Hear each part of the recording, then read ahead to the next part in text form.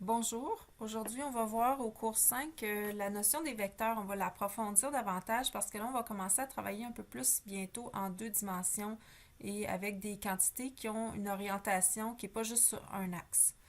Un petit rappel, on a déjà parlé un petit peu des vecteurs, là. Un vecteur, c'est une quantité qui a deux caractéristiques. Il y a une grandeur, mais aussi une orientation dans l'espace. Il y a des chiffres qui n'ont pas d'orientation dans l'espace. Ça, on appelle ça des scalaires plutôt que des vecteurs. Par exemple, si on parle de la température, ça n'a pas vraiment d'orientation dans l'espace. On ne peut pas dire il fait 20 degrés Celsius à l'ouest. Okay? Donc ça s'appelle un scalaire. Mais les quantités qui ont une orientation, qui peut leur être attribuée, ça, c'est des vecteurs.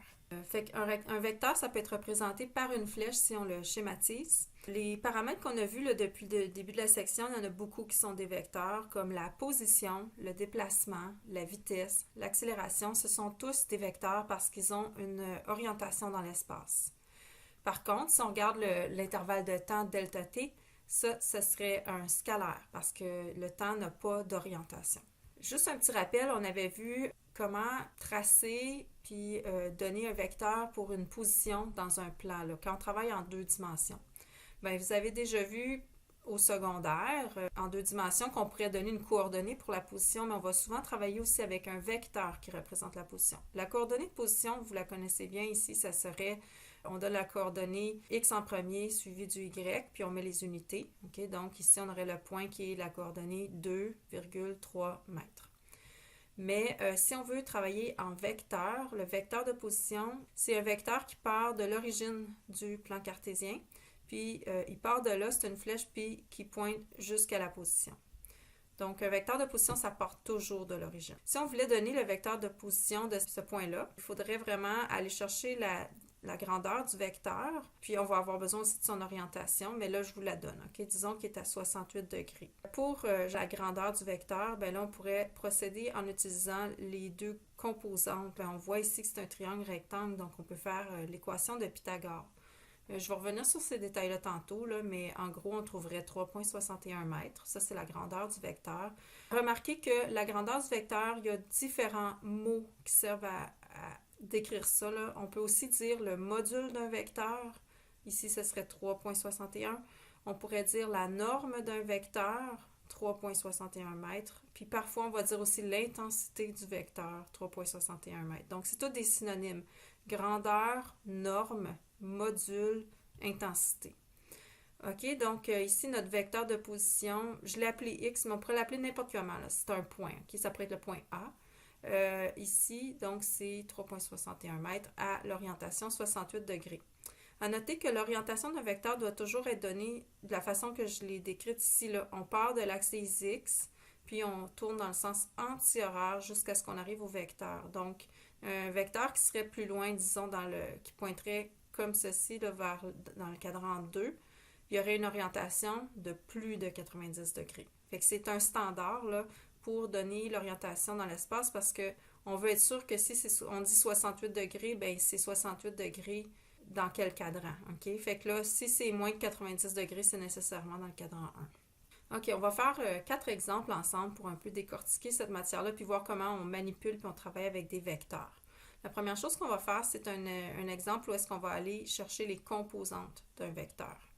Parce qu'on va avoir besoin des composantes X, composantes Y des vecteurs pour les additionner, ces valeurs-là, les vecteurs. Donc ici, on dit la vitesse d'une balle, c'est 4 mètres par seconde à un angle de 30 degrés par rapport à l'horizontale. Donc, c'est un vecteur. La vitesse ici, on nous donne et sa grandeur et son orientation. On demande de déterminer la composante X et la composante Y de la vitesse de la balle. Là, j'ai représenté le vecteur de vitesse. OK? Donc, c'est un vecteur qui pointe environ à 30 degrés. Je n'ai pas fait à l'échelle, là, mais puis sa longueur, ça représenterait la valeur 4 mètres par seconde. Remarquez que quand on travaille avec un vecteur ici schématisé, même si on parle d'une longueur sur notre schéma, les unités de la longueur, de la grandeur du vecteur, c'est les unités de la valeur avec laquelle on travaille. Comme par exemple ici, les unités ici, c'est des mètres par seconde. Donc là, on cherche la composante en X de notre vecteur. C'est un peu comme la projection du vecteur sur l'axe des X.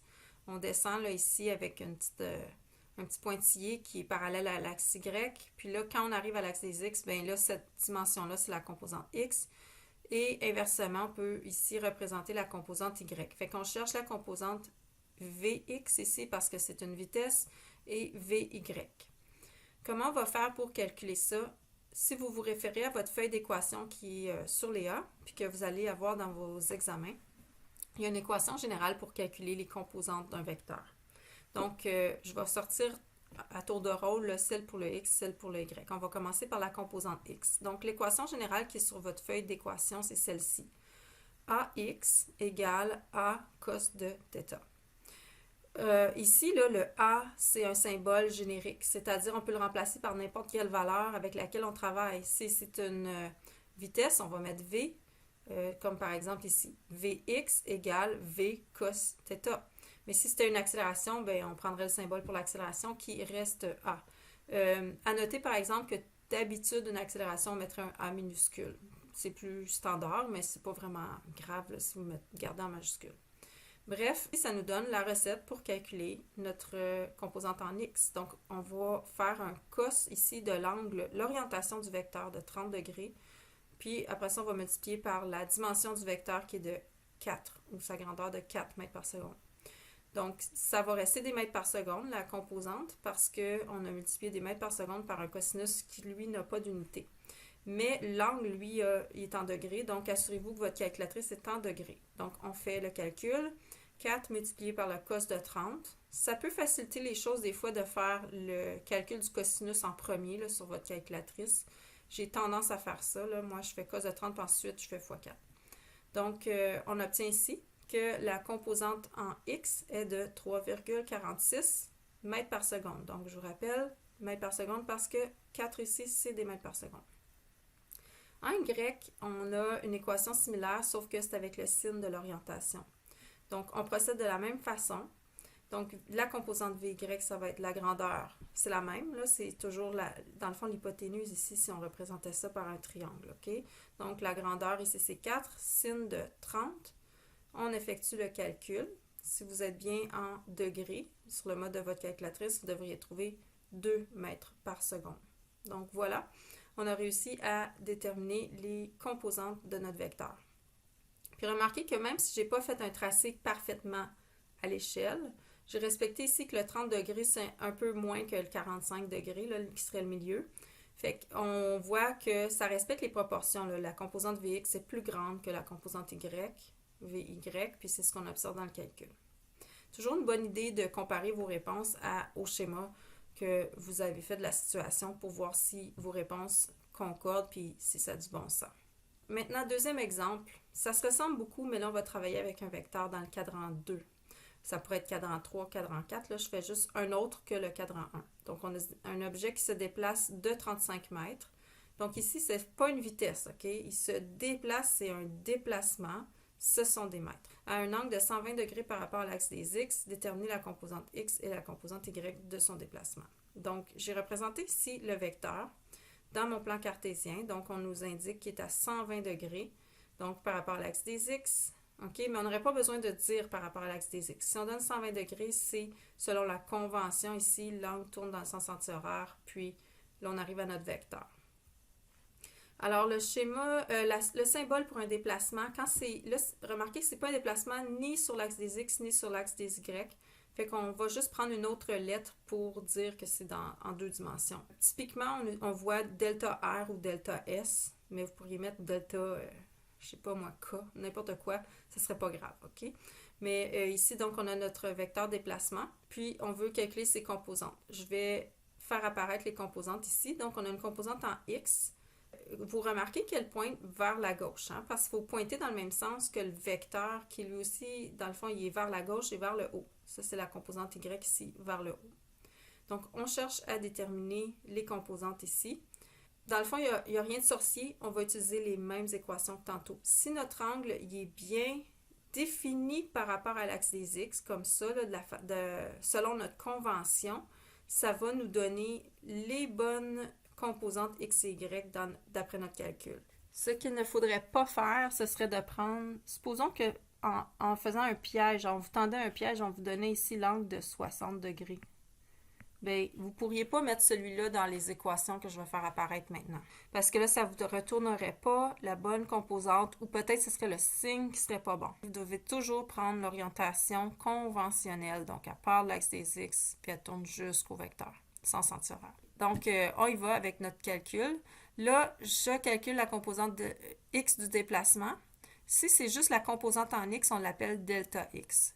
Puis L, ça va être la grandeur du vecteur déplacement delta R cos de son orientation. Donc ici, ça va être 35 mètres, cos de 120 degrés. On effectue le calcul, puis on trouve que la composante en X est négative. Notre calculatrice nous donne moins 17,5 mètres. On peut se poser la question, c'est-tu correct ça d'avoir un moins? C'est possible, ok, une composante peut être négative. Ce que ça nous indique, ce serait que c'est le sens contraire de l'axe X. Et ça a du bon sens ici parce que on voit bien que le vecteur delta R pointe vers la gauche, qui est du côté contraire à X. Donc, c'est normal d'avoir trouvé un négatif ici. Maintenant, pour la composante Y, on reprend notre équation de la feuille de formule. AY égale A sin de θ. Ici, on utilise les symboles delta Y pour la composante Y, delta R pour le déplacement global et sin de θ. Donc, on fait notre calcul. 35 multiplié par le sin de 120 degrés et on obtient 30,3 mètres. Là, j'ai vraiment pas fait un angle de 120 à l'échelle parce que mes composantes sur le schéma, ils ont l'air presque égales. Mais ici, on voit que dans la réalité, là, si j'avais respecté 120 degrés, c'est un peu plus haut. Là. Notre vecteur ici, sa composante Y est pas mal plus grande. Maintenant, on va faire le calcul inverse. Si on vous disait qu'on connaît les composantes d'un vecteur, puis là, vous voulez trouver sa grandeur et son orientation. Donc, on dit qu'on a l'accélération qui a une composante x de 3 mètres par seconde carré, puis une composante y de 8 mètres par seconde carré. On veut trouver la grandeur et l'orientation de l'accélération. Donc, voici mon plan cartésien ici. Fait que là, ce que je vais faire, c'est que je vais tracer mes composantes qui me sont données. Elles sont positives, donc elles pointent dans le même sens que chacun des axes. J'ai 3 en X, puis 8 en Y. Puis on s'assure simplement que le Y est plus long que le X. Alors, on veut trouver le vecteur. Pour trouver le vecteur, on peut ici compléter ça comme une espèce de rectangle avec un pointillé, puis là, aller chercher la diagonale, là, le coin opposé là, par rapport à l'origine. Donc, notre vecteur d'accélération, symbole A minuscule, là, il pointe comme ceci. Donc, on veut trouver sa grandeur, puis on veut trouver son orientation θ. Pour la grandeur, on voit bien sur le schéma ici que la grandeur de la composante Y, c'est un des côtés d'un triangle rectangle, puis la composante en X, l'autre côté du triangle rectangle. Donc, on peut trouver l'hypoténuse. L'hypoténuse, ça reflète la grandeur du vecteur. OK? Fait que c'est quoi cette équation-là dans votre feuille de formule? C'est l'équation de Pythagore. Donc, ici, à partir de l'équation de Pythagore qui est sur la feuille de formule, bon, j'ai remplacé le symbole pour qu'il soit vraiment typiquement le symbole d'accélération qui est A minuscule. Donc ici, on va faire la racine carrée de la composante x 3 au carré plus la composante y 8 au carré. On fait le calcul. Pratiquez-vous sur votre calculatrice, ça a l'air banal comme calcul, mais je vois souvent des erreurs dans le calcul de l'équation de Pythagore. On obtient 8,54 et c'est une accélération, donc les unités sont des mètres par seconde carré puisque nos composantes, c'était leurs unités. Maintenant, pour trouver l'orientation du vecteur, je l'ai schématisé ici sur le dessin, on peut aller chercher l'équation qui est juste à côté de ça dans la feuille de formule, et c'est celle-ci. Pour trouver l'angle θ d'un vecteur, l'orientation θ, on va utiliser la tangente. OK, donc tangente de θ, c'est la composante y sur la composante en x. OK, ça c'est l'équation générale. Nous, on va aller utiliser un symbole A minuscule. Je l'ai retranscrit ici. OK? Puis j'ai aussi, dans le fond, on cherche θ, on ne cherche pas tangente de θ. Fait que ce que j'ai fait, c'est que j'ai écrit l'angle θ, ben c'est arctan, ou encore on fait shift tangente sur votre calculatrice, de la composante y sur la composante en x. Remarquez que moi, je fais le calcul, ici, la division, je la fais en premier, parce qu'il faut faire arctangente du résultat de la division. Donc ici, on va faire 8 divisé par 3 sur notre calculatrice, puis ensuite on fait shift tangente de ça. Ça nous donne ici 69,4 degrés. Donc voilà, on a trouvé l'orientation du vecteur d'accélération. On pourrait aussi maintenant écrire le vecteur au complet. Des fois, c'est exigé. Là. Si on veut écrire le vecteur, ce serait, je le mets en haut ici, accélération avec le symbole de la flèche pour représenter que c'est un vecteur, 8,54 mètres par seconde carré, à l'orientation, 69,4 degrés. Ça, ce serait comment on écrit la réponse. Maintenant, je fais un dernier exemple avec vous pour voir comment on calcule les mêmes choses si le vecteur n'est pas dans le premier cadran. Donc ici, on a une vitesse d'un objet qui est en x composant de moins 5 mètres par seconde et en y de 3 mètres par seconde. On veut déterminer encore la grandeur et l'orientation du vecteur. Cette fois, c'est une vitesse. Donc, si je représente ici mon plan cartésien, il y a un petit x qui flotte, là, je ne sais pas trop pourquoi. Là, le vecteur, la composante en x est négative, donc il ne faut pas la mettre vers la droite, il faut bien la mettre vers la gauche. Et puis, en y, c'est positif, donc vers le haut. Fait que si je trace mon vecteur de vitesse, il ressemble un peu à ceci. Là, je veux trouver sa grandeur, puis l'orientation conventionnelle, là, donc qui part de l'axe des x en tournant jusqu'au vecteur. Bon, pour la grandeur, on va faire l'équation, le théorème de Pythagore pour trouver la longueur de l'hypoténuse dans notre schéma. Et avec des vitesses, ça va ressembler à v égale racine carrée de vx au carré plus vy au carré. Là, quand on a un négatif, faites attention comment vous calculez ça sur la calculatrice. Il faut que le négatif soit mis au carré. Là. Fait que c'est important de mettre une parenthèse si vous faites ça à la calculatrice en mettant le négatif. Fait que vous faites parenthèse, moins 5, parenthèse, au carré. Ça va donner la même chose que 5 au carré, hein, parce que moins 5 fois moins 5, ça fait 25. Donc, techniquement, moi, je l'écris, mais quand je le fais sur la calculatrice, je fais juste, quand c'est négatif, je fais juste 5 au carré. Là. Je ne mets pas le moins, je me casse pas la tête avec ça, parce que je sais que ça va donner le même chiffre. Fait qu'ici, on a 25, plus ensuite 3 au carré qui est 9. On fait la racine carrée de ça, et on obtient la grandeur de la vitesse, 5,83 mètres par seconde. On veut trouver maintenant l'orientation. Il va y avoir un petit ajout au calcul de tantôt. On va commencer par procéder comme tantôt.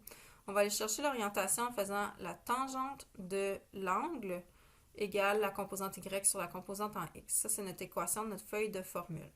Donc, je veux trouver l'angle, fait que je fais arctangente de la valeur y sur la x.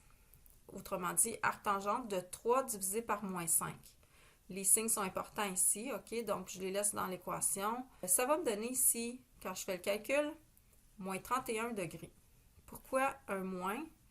Puis là, on voit bien aussi sur le schéma que 31 degrés, c'est pas ça du tout, parce qu'on est à plus de 90 degrés, ce qu'on cherche.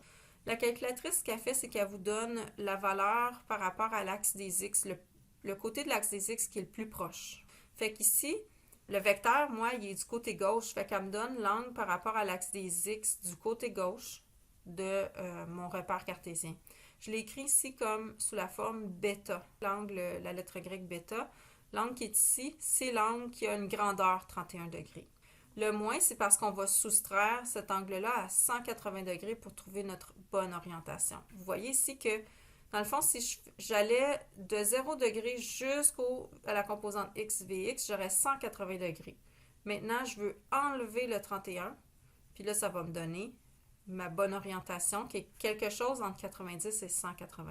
On va comme corriger l'angle calculé. Lorsqu'il n'est pas dans le premier cadran, c'est une opération qu'il faut faire. Fait que c'est important de faire votre schéma pour bien situer l'angle que vous calculez, où est-il. Donc, comme je répète là, l'angle que vous calculez se trouve entre votre vecteur puis le côté de l'axe des x le plus proche du vecteur. Fait que si le vecteur est à gauche, c'est l'axe des x négatif qui est votre référence pour le calcul. Mais là, la convention pour notre angle nous oblige à dire que finalement, notre orientation, c'est un angle ici entre 90 et 180 degrés. Précisément, ici, ça va être 180 moins 31, 149 degrés. Fait que, encore une fois, si on voulait, on pourrait écrire notre vecteur complet. C'était une vitesse. Donc, V, vitesse V, égale 5,83 mètres par seconde à 149 degrés. Voilà, ok, ça fait le tour pour les exemples que je voulais faire avec vous. Donc, on va pratiquer ces notions-là. Fait que là, on peut travailler avec des vitesses, des déplacements, des positions ou des accélérations. Ça varie un peu dans les exercices. Juste une dernière chose, en fait, avant de passer aux exercices à faire, c'est l'addition vectorielle. Quand on additionne des vecteurs, ici, par exemple, j'ai fait ça dans le schéma ici. Et on a représenté dans le schéma l'addition du vecteur A plus le vecteur B, plus le vecteur C, plus le vecteur D.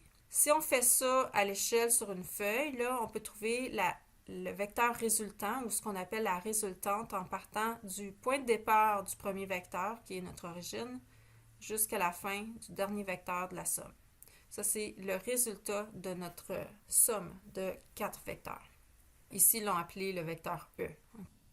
Ok, voici les lectures et les exercices à faire. Vous allez remarquer qu'au début, on retourne au début du cahier de votre livre pour une section générale sur les vecteurs. Puis après ça, on s'en va à la page, aux pages 88 à 93 pour la suite. Donc, je vous montre ensuite, on aura les solutions. Ici, vous avez une solution en étapes, puis c'est suivi de ceci.